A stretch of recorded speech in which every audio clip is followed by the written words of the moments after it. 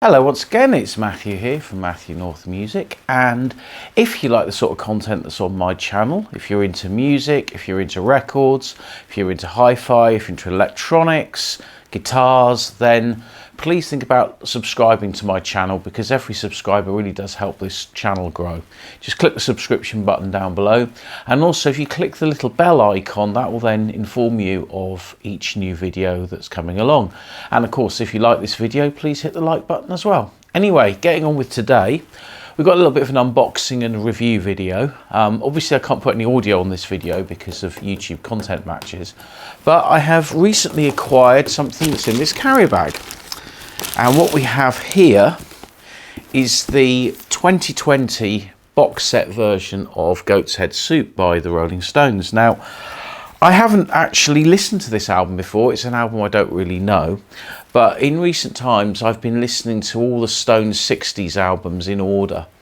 And quite a few of my friends on Facebook have said to me, oh, you must listen to Goat's Head Soup. So I thought, okay, I'll pick up a copy. And then I remembered this box set came out. So I looked it up and I found a brand new mint sealed copy on Discogs for £40. And this LP has 4 records in it. So £10 an album. Now for me, that's about the sort of price that records should be. You know, there's been a lot of box sets recently. I mean, the obvious one is the Beatles Revolver, which has 4 LPs plus a 7-inch single. And that's still retailing at the time I've made this video for £150. And that's why I didn't buy it, because it was just too expensive. But for 40 quid, a deluxe box set, I kind of think this is worth it. And I have actually owned some of the from the Vaults albums that the Stones have put out, and they've been really good value. I mean, they haven't done any for a while, but about 5 or 6 years ago they were doing like a triple live album with a DVD, and they were selling for about £20. And that to me represents good value. I mean, even the single disc one, the Live at the Marquee, which is just a DVD and an LP, that was still about £18–19 when I bought it. But that's still good value, because, you know, you'd pay a tenner for a DVD and you'd easily pay now minimum 20 quid for an LP. So, you know, these were good value records. Obviously they're out of print now and they're now selling for a lot of money. And I suspect when this goes out of print, this will start fetching a high sum as well. So anyway, we'll open it up and we'll have a look inside and see what we get. Here's our box set then, and remarkably matches my sofa, although that wasn't intentional. Got the original album sleeve here, and we've got a hype sticker up at the top.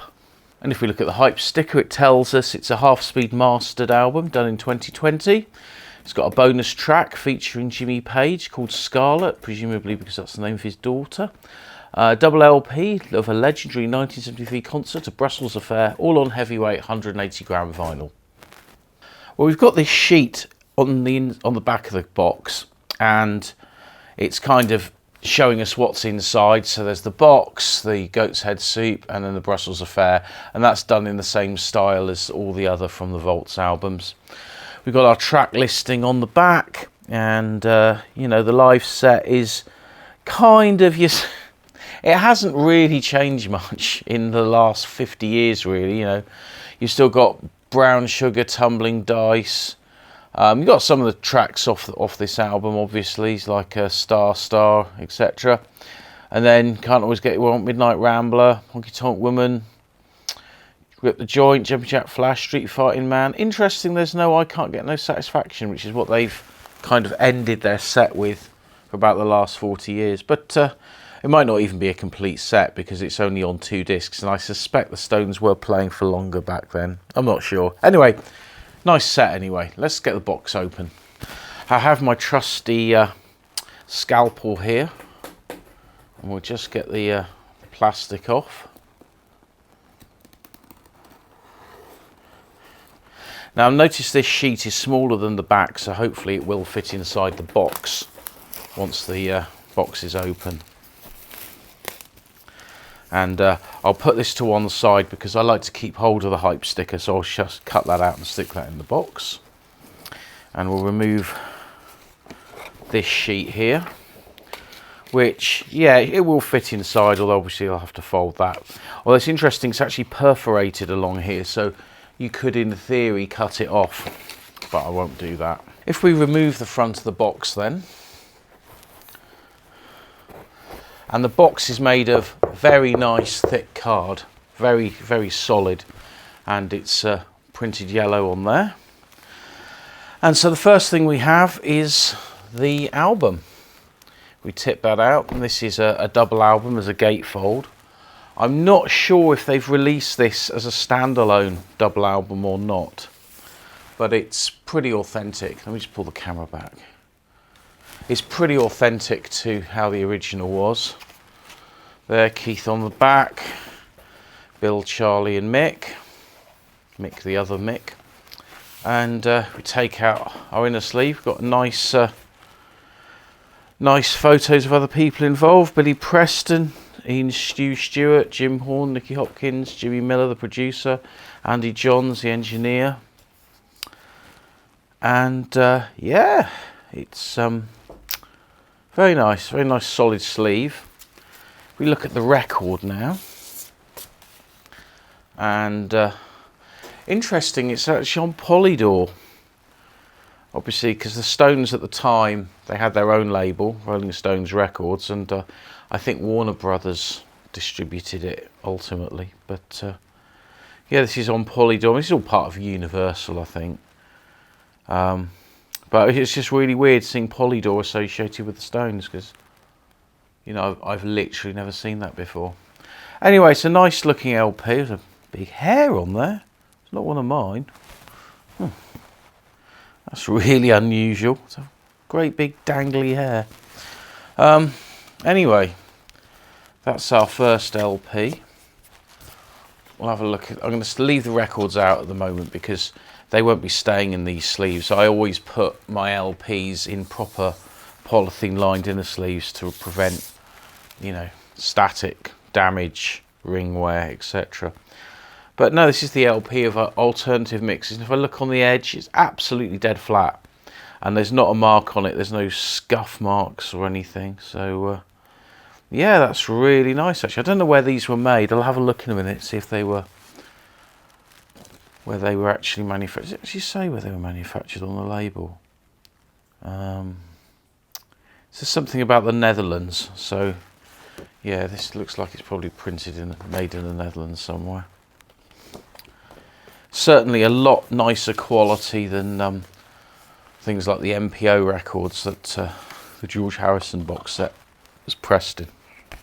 Now, here's our live album, The Brussels Affair. Again, this looks like it could be released as a standalone album as well. Whether it will be or not, or has been, I do not know. I know nothing. But there we go. Nice photo there of them in a suitable sized arena. Although it's quite amazing really if you look at this photo. I mean, it's very basic still, even for 1973. It's just, you know, lots of big lights, slung speakers here and there. But, you know, it's not huge. It's not a huge stage at all. Whereas now, an arena show, you know, the stage would probably be this sort of width. And of course, they'd have that big bit that comes out in the middle.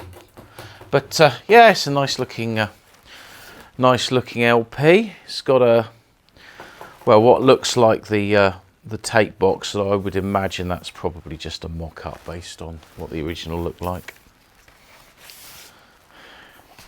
And here we have our inner sleeve there.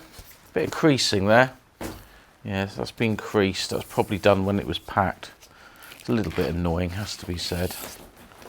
Oh, now what have we got here? You see those marks there?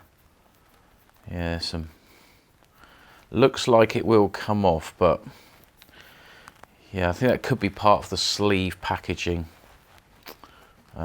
residue on there from when the sleeves were trimmed, and then the record slides into the sleeve. And these rough bits on the end of the sleeve just rub against the record and land on the record, so that's not so good. Anyway, that one's okay, and we'll have a look at the last live album now. Yeah, lots of static holding the record in, so I will pop this in some poly lines. But like all the other records, This LP has no marks, no blemishes, no scuffing, no blisters, nothing. This is an absolutely flat as a pancake, proper pressed LP. So on visual inspection, saying apart from that little bit of creasing on that inner sleeve, I would say this album has been manufactured to a very good standard. So very pleased with that. And the artwork, you know, I really like the artwork on these Stones reissues. You know, you've got the original album, we've got the live album here. I'll just turn the camera back around, and of course, you know, the inner sleeves have all got proper printed artwork, which, you know, they've spent some money on this. They've put a lot of attention to detail on this, and I paid £40 for this whole set. Whereas, you know, as I pointed out in a recent video, you can go into HMV and you can pay £54.99 for a reissue of Neil Young's Harvest, which is 1 LP. Anyhow, I'm going to go and give these a quick spin now, and then I'll let you know what the sound quality is like.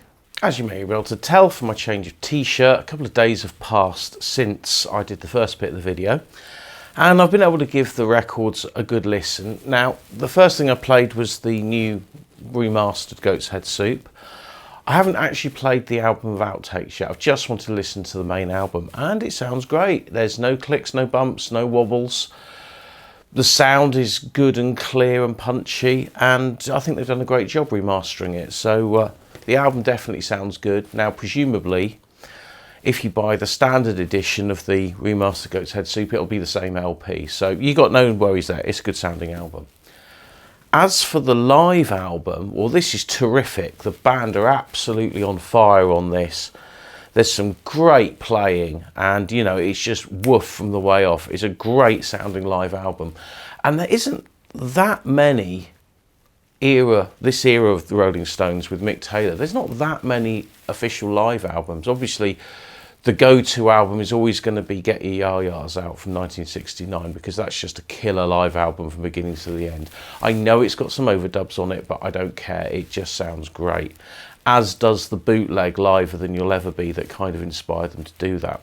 But this is a really great sounding live album, and I think the whole package for like £40–50 that you can probably still get it for is certainly worth getting, because you've got 4 discs, well packaged. The only thing I would do is what I've done here with the albums, and that's that I've put them in, these are actually quite old ones, but they're still functional. Put them in polyline inner sleeves. It's the only thing I would do. Shame they didn't come with polylines, but there you go.